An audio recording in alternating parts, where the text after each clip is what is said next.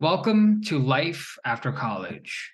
Cost of admission, it varies, but usually 22 years of your life. Hey everyone, my name is Vedant, and I just finished 1 year of life after college. And over this past year since graduating, I've just had a lot of thoughts and moments to reflect on the many obstacles, the many journeys, and the many questions that I've come across in this past year since college. So I decided to make a video about it just to unravel what I've been through this past year and hopefully help anyone else who might be in a similar predicament.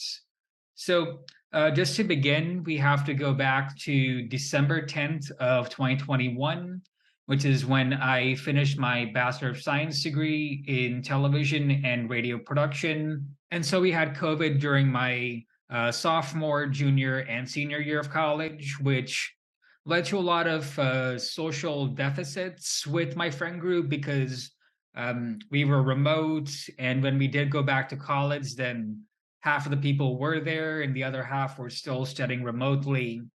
And even then, my college was being very strict about meeting up with people. Like we had maybe limits for how many people you could have in a room or in the dining hall. And in dorms, you weren't allowed to have anyone else in your dorm. And to avoid spreading COVID, my college actually canceled our spring break in 2021 and instead did this program where they replaced spring break with random days off during the spring 2021 semester, which I feel like was a compromise that definitely had its heart in the right place, but we really needed a whole week off during COVID online semester time. My friends and I were burnt out from spending so many classes just on a screen, staring at a screen, and not getting to interact with each other outside of a computer. I just logged off a computer and I was done with college. It felt a little anticlimactic because if it was in person, then we would be like celebrating in the hallways and maybe like one of those cheesy movies. We would throw exam papers, notes just down the garbage or down the stairs, and I mean, you'd probably get in trouble for it. But I was just hoping for a more euphoric payoff to my last day of undergrad. Some of the obstacles that I faced were just the fact that I didn't live in LA or New York City, which are hubs for the entertainment industry. The majority of jobs I was seeing were from LA or New York. And a lot of places I was applying to in LA or New York said that you needs to be from the area in order to be considered for a job. And I actually had one or two places rescind my job application or my interview because I told them that I would have to relocate. So I was editing and realized that there were a couple of points that I forgot to make about the job hunt. So pardon any continuity errors between the shots. And so one problem that I ran into with the job hunt was COVID again, where in 2020 and 2021, a lot of people lost their jobs. When I started applying to jobs at the start of 2022, there were people with 5 to 10 years of job experience applying for the same position as me. And I know this because I checked LinkedIn Premium because if you apply on LinkedIn Jobs, it will tell you if you have premium data about the other applicants. And a lot of the time it said, oh, 30% of applicants have 10 years of experience. It was not only annoying, but also, um, I don't know what the right word is, but hopeless in some cases because I was a 21-year-old applying for a job against a 30-year-old who has almost a decade more experience than I do. And I'm sure there are plenty of companies that would pick the entry level applicants, but I'm sure there were also lots of other companies that didn't do that. But I don't entirely blame these senior level people because you gotta bring money some way, even if it means applying and even getting a much lower paying entry level job. You gotta pay the bills somehow. I sort of get it. I just find it annoying how so many jobs I applied to also had applicants with a decade or so more experience than me. And also, since I work in entertainment now, but was applying for entertainment jobs, a lot of places had COVID spikes, and some studios just shut down. And excuse me, and a lot of places did hiring freezes because COVID spikes were really bad around those areas. I talked to a lot of my friends in LA who were telling me that, hey, the place I work at isn't hiring anymore because COVID is really bad in LA County, Orange County, New York City, where have you. If they did hire, then it was in a much reduced capacity. And going back to, what I talked about with being out of town, a lot of places did not want to hire people out of town because they didn't want to spread COVID. And so there were just a lot of obstacles that COVID, gave to my class. And even with internships, I just thought about this where we lost so many internship opportunities, so many job opportunities. And so I think it's going to be visible in class of 22, 23, 24, so on and so forth. We're going to have gaps in resumes because of COVID, or they're not going to have as much experience in college as previous classes did, like 2018, 2019, way before that, even. And it's definitely going to show. And that's basically all I had for this pickup shot. Another issue that I ran into was the rise in remote jobs. Now, don't get me wrong, remote jobs are very beneficial and optimal for certain subgroups of the working population. But as someone who's just starting out in the entertainment industry, I wanted to do in person or hybrid if possible. Because when you're starting out in your career, then you want to meet your coworkers in person. You want to network with people in person.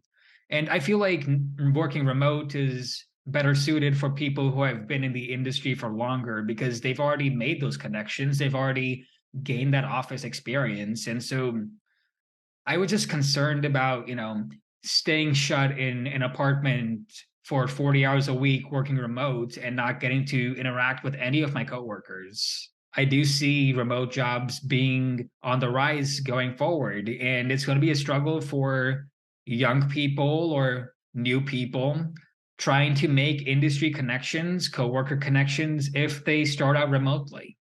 I do think that's something that we're going to have to reckon with.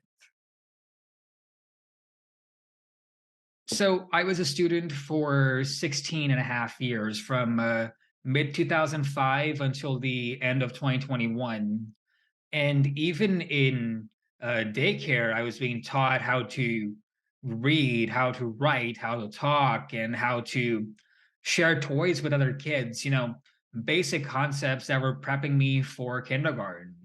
So really, I had my whole life structured around me being a student. And in December 2021, I wasn't a student anymore. And I'm not gonna lie, I felt a little bit lost in the beginning because I felt like a huge part of my identity was just missing.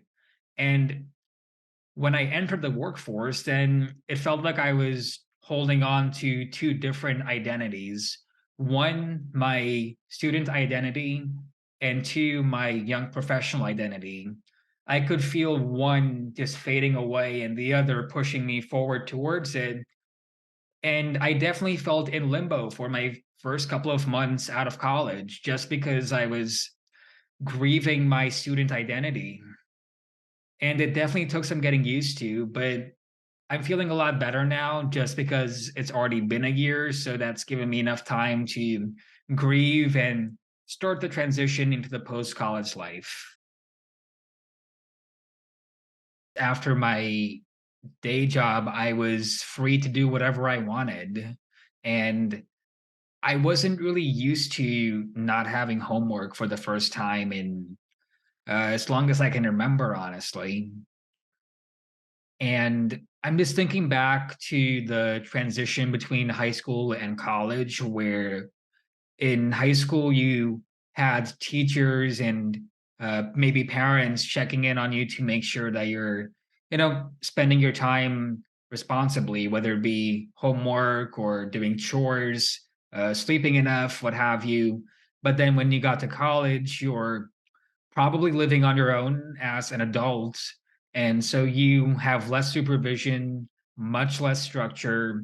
And it's something that I've noticed a lot in this book I'm reading. It's called Failure to Launch by Mark McConville, PhD. And it talks a lot about how some people, when transitioning into the adult world, don't really know how to manage their time because they spent their entire lives, being sometimes overly managed by parental figures or teachers, deans, counselors, what have you. Some people just can't handle that freedom when they're going through this choose your own adventure type narrative after high school and even more so after college because like I said, after college, I'm kind of free to do whatever I want for 16 hours a day. And if we're talking about the weekend, then 48 hours that I have completely to myself to decide how I want to spend it. Like right now, I'm in a book club and I'm also in a group for 20 somethings in the area. And we're going to a concert sometime tomorrow, which I'm very excited about. But I've also found a few hobbies here and there. Like I started listening to audiobooks pretty frequently, and I also started weightlifting 3 to 4 days a week. And I also started coloring because I used to color a lot as a kid, and it just felt like something fun to do. And also, it's been proven to reduce stress.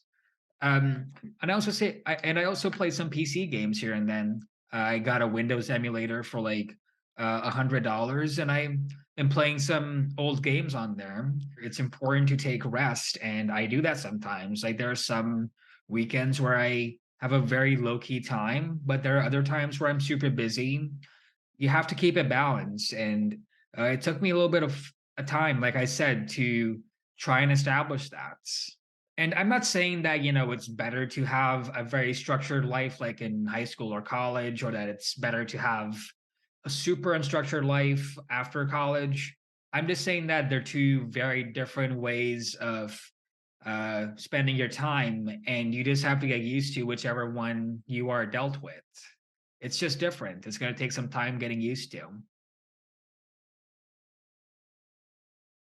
So, what exactly lies ahead for us? What lies ahead for me, even? Honestly, I don't know exactly. Like, don't get me wrong, I do have a plan in my head of where I would want to be in 5, 10 years, but there isn't like a magical orb that shows us our expectations versus reality in the future. We don't have that. And just as somebody who works in the creative field, our path isn't always straightforward. And that can be a little nerve wracking sometimes because with some fields, I'm presuming like the medical field or I don't know, the business field, there's usually a much straighter path forward than in the creative field where you can become a TikToker, a vlogger, or you can, move laterally across many different sections of media. It is very liberating to have many options, but it can also be daunting because you don't exactly have a 4 year, 5 year plan that everyone follows and you can also follow. It's very individualized in the creative field. Life, not only after college, but life in general, has its parts of the good, the bad, and the ugly. And many of life's choices will come down to a mental coin toss, not to mention any external factors. And I just want to acknowledge that sometimes you're going to bet on the wrong side of the coin, and that's okay because everybody does that. You are still young enough to bounce back from most of what life throws at you. Life after college without that structure can be liberating. It can be empowering, even, but it can also be daunting. It can be full of risks with unknown consequences. And it can be full of learning curves, some gentle, some incremental, some very steep, and some that seemingly feel impossible. But life after college doesn't have to be solved alone. And life after college doesn't have to be hopeless. Yes, my class had a pandemic to go through during college and after college. We lost so many networking opportunities. We lost so many loved ones, even. And we lost so many projects, even. Like for me personally, I was working on multiple video projects and multiple media projects that, because of COVID, got shelved. Everyone during COVID, as a student, had setbacks, but so did everyone else. I'm not saying that to, minimize or ignore what we went through, but I'm just saying that every class had its generational issues, its own generational setbacks, like with the recession of 2008, 2009, and 2007, even. And the early 2000s had the dot-com boom. Millions of people, despite the setbacks from their specific class, made it out. They were able to figure a way out of this. They were able to see the light at the end of the tunnel. They were able to make something out of the many setbacks that they were dealt with through mostly no fault of their own. And I wish you the best of luck if you were a college student during COVID, because yes, we went through a lot, but it doesn't have to set us back forever. We got this. Good luck to you, and thank you for watching. Buses replace trains between Franconia, Springfield, and National Airport, and on the Yellow Line between Huntington and Crystal City. As a result, Franconia, Springfield, Van Dorn Street, Huntington, Eisenhower Avenue, King Street, and Braddock Road stations are closed. Please note, there is no Yellow Line train service. Customers should use the blue and green line as alternates. For detailed information, please see a station manager or visit WMATA.com.